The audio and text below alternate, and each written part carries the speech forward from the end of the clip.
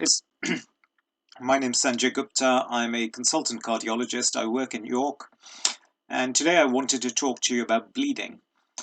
In particular, I'm interested in talking to you about the subject of the risk of bleeding in people who take anticoagulants. Anticoagulants, as you know, are medications that a lot of people take to try and minimize the risk of clot formation within their bodies. In particular, patients with atrial fibrillation often have to take anticoagulants, be those warfarin or the newer agents called the NOACs. Um, and this video is probably particularly relevant to those people. Now, in an ideal world, what you want to do is you want to have an anticoagulant which minimizes the risk of strokes, i.e. clot formation, but does not cause any increase in bleeding propensity. Unfortunately, however, there are no such agents. Anything that stops clots from forming will undoubtedly increase the risk of bleeding. They don't necessarily cause you to bleed, but if you were unlucky enough to bleed, they will reduce your blood's ability to clot and therefore exacerbate bleeding. And therefore, it is a big concern when you're prescribing anticoagulants to anyone that you don't do any harm. Most of the time inadvertently, but you don't want to do any harm. You want to give the patient the benefit of stroke protection, of protection against strokes or clots within the body, but you don't want to inadvertently expose them to a much higher risk of bleeding. Okay, and this is a big thing because for doctors it's a real worry because when you prescribe someone anticoagulants, they will never really know whether that anticoagulant has prevented a stroke from happening or not. You just have to assume that it's doing some good. You don't know for sure, because if you haven't had a stroke, how would you know whether you would have had a stroke if you weren't taking those medications? But the risk of bleeding is something, or bleeding is something you definitely see in front of you, i.e. you take a tablet that a doctor gives you and the doctor says, well, it'll stop you from having strokes, and you take it and you don't know whether the stroke is prevented or not. But if that tablet exacerbates bleeding, then you know about it, and you automatically blame it on the tablet, which is a reasonable thing to do. And for a lot of doctors, you don't want to do harm, because that harm is something that the patient can see and experience in trying to do some benefit, which the patient will never necessarily realize. Okay, so researchers have been trying very hard to try and work a way of assessing the patient to assess their bleeding risk before they start anticoagulants. The idea being that if you are at a very high risk of bleeding, then perhaps the risk of the anticoagulant, prescribing the anticoagulant, will outweigh the benefit. And there is a scheme now available in common practice and is being used by a lot of people, called the HAS-BLED scoring system, which people use to calculate the bleeding risk. And I just wanted to talk to you a little bit about this, because it is, in my opinion, not being used as it was designed to be used. Now, the HAS-BLED, HASBLED, is a mnemonic. Okay, HAS-BLED, the H stands for hypertension, high blood pressure. The A stands for abnormal liver or kidney function, and the idea being that if you have abnormal liver or kidney function, you're more likely to bleed anyway, and therefore if you take an anticoagulant, that risk is increased. The S stands for previous stroke. Okay, and if you have had a previous stroke, you're more likely to bleed, but of course you're also more likely to have a stroke, conversely. The B after that stands for bleeding in the past, major bleeding or predisposition to bleeding in the past. Of course, that would increase your risk of having more bleeding if you've had. The L stands for labile INRs. Now, these are patients who are already taking warfarin, and if they find that their INR levels, which is a measure of how well anticoagulated they are, is very high or very low, then that undoubtedly either increases your risk of stroke if it's too low a lot of the time, but if it's too high, then undoubtedly increases your risk of bleeding, because you don't want to be taking taking more anticoagulant than is necessary to achieve the desired effect, because of course it could anticoagulate you even more than you need to be anticoagulated, and therefore increase your risk of bleeding. And we know that if you have if you've measured the number of INRs you've had and then calculate the number of INRs where your INRs are below 2 or above 3, and work out a percentage, that thing is called time in therapeutic range. So how many times are you out of that INR range of 2 to 3? And if it's less than 60%, then undoubtedly either your stroke risk is higher or your bleeding risk is higher, depending on whether it's too high or too low. And then there's age. After labile INR, there is age. So if you're above the age of 65, you're more likely to bleed. Increasing age means you're more likely to bleed. Then there's the D stands for drugs, okay? And drugs means, are you on any other medication that can increase your risk of bleeding? So in particular, people who take antiplatelet agents, which also work on the platelets, which are important to prevent clotting. So aspirin, Brufen, Voltrol, those kind of things, they increase your risk of bleeding. And then finally, there's the D also stands for alcohol. So alcohol and drugs, that's why the D. So if you are drinking more than 8 drinks of alcohol per week, then that increases your bleeding risk.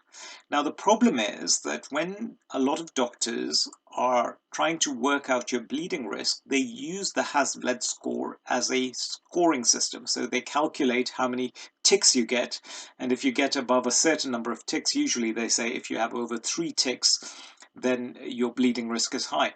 And people use that and say, well, okay, you score highly, you shouldn't have an anticoagulant. And this is where I think there is a slight misunderstanding. The Hasbled system was never really designed to be a scoring system. It is designed to be an aid memoir for doctors to try and assess those factors that can be modified before anticoagulation is started, to facilitate safe anticoagulation. I.e., let's go through this, okay? H for hypertension. Well, if you have high blood pressure, you're more likely to bleed, but equally well, if you have high blood pressure, you're more likely to have a stroke. So just because you have high blood pressure doesn't mean that you score highly. If you have uncontrolled high blood pressure, i.e. blood pressure readings of over 160/80, then most people would say, well, yes, we should try and control the blood pressure a bit better, get it down to below 140. And then once the blood pressure is better controlled, then let's start anticoagulation. So it shouldn't deter someone from anticoagulating, but it should allow doctors to just be mindful that the blood pressure is excessively raised, and a higher blood pressure increases the risk of bleeding. So let's control it, but let's not let it put us off anticoagulating the patient. Then there's abnormal liver or renal function. And again, if you have abnormal liver and kidney function, it is well worth looking into why. Okay, because a lot of the anticoagulants are broken down by the liver and the kidneys, and in addition, liver disease thins actually makes thins your blood, and kidney disease can cause an abnormality of your platelet function, so your platelets don't cause a clot to form as quickly. So it is important, if you have liver or kidney problems, that these are checked out. Okay, I don't think it's reasonable just to accept it and start a patient on anticoagulant. It is worth going and seeing a liver or a kidney specialist and getting that investigated and treated to the best possible way. before an anticoagulant is started. In some people, you may just have to accept that risk. If you've been assessed by a specialist and they say, look, you have abnormal liver function tests, but I don't think I can do anything to improve them. Well, then that's a question that you have to raise with that doctor and say, do you think it's safe for me to be on an anticoagulant? Okay. Stroke history. Well, of course, um, you're trying to prevent a stroke. So if you've had a stroke, you're more likely to have more strokes. So you are a much higher risk of having strokes anyway. So you definitely need the anticoagulant. If you've had a stroke, yes, you are more likely to have a bleeding complication as well, but that should definitely not deter you from going on an anticoagulant, because your risks of having another stroke are much greater anyway. Prior major bleeding or predisposition to bleeding, again, that is to serve your doctor to try and work out whether the predisposition to bleeding has been addressed, and if not, let's address it before we decide to start you on an anticoagulant. Again, none of these things should put you off anticoagulation. These are just things that need to be addressed before starting anticoagulation, so that you are anticoagulated as safely as possible, where you're getting the benefit of the anticoagulant without being exposed to additional risks of bleeding. Labile INR, definitely. If you have INRs which are very variable, then your doctor should definitely look and try and work out why your INRs are variable. In particular, if you have addressed things like, could it be that you were ill at that time, and that can cause the INRs to be go up and down? Could it be that you were drinking excessive amounts of alcohol, or you had a problem with your liver or kidneys, or you were on additional medications which could cause the INRs to go up and down? If you have anything like that that is causing the INRs to go up and down, that needs to be removed from the equation so that your INRs are static. If you cannot, or if you still have very labile INRs, then obviously a better thing is to go on an agent which isn't affecting your INRs in this way, i.e. a NOAC.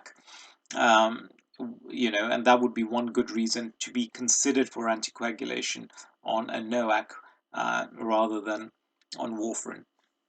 Um, Age, well, of course, the older you get, the more risk you have of pretty well much everything.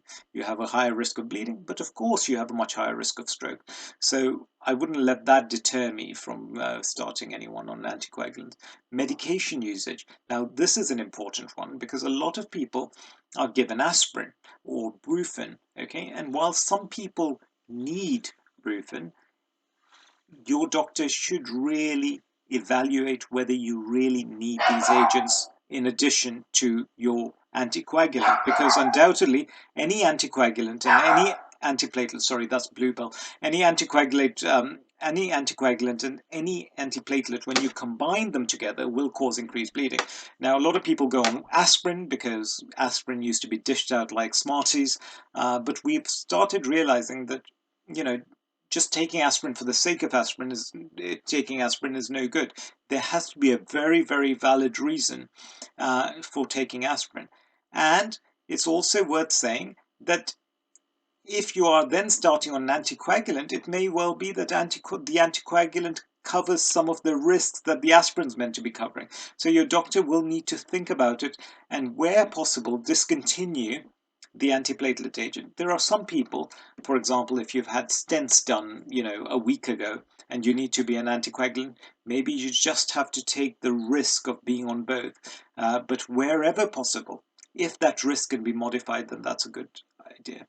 And then finally, there is the alcohol intake history. Okay, so if you are drinking excessive amounts of alcohol, and that is defined by more than 8 drinks a week, then it is a really good idea to cut that down, because reducing your alcohol intake will reduce your risk of bleeding, and that would then allow safe anticoagulation. So the whole idea is, you're taking an agent which has benefits, but also risks, and there are certain things that can be done to modify that risk so that you can get the maximum benefit without exposing yourself to additional risks. So I hope this was helpful. I'm sorry I'm in a bit of a makeshift office at the moment because um, uh, we're trying to clean up. Anyway, so I hope you found this useful, and I'll pop my website is www.yourcardiology.co.uk. My Facebook page is yourcardiology@gmail.com. You just have to type that and you'll find me. There are lots of Sanjay Guptas, as you, as I'm sure you know. And then, yeah, and that's about it. So if you need to get in touch with me, come on over. I try and talk to a lot of people on my Facebook page. Equally well, you could send me an email. I'd love to listen to you. I'd love to hear you. And I'm grateful to all those people who share my videos, particularly you, Steve, who kindly share my videos on Health Unlocked. I do go and um, I wanted to thank Elaine and Jeannie, Jean, who say the nicest things, and I really appreciate it. All right, all the best. Take care.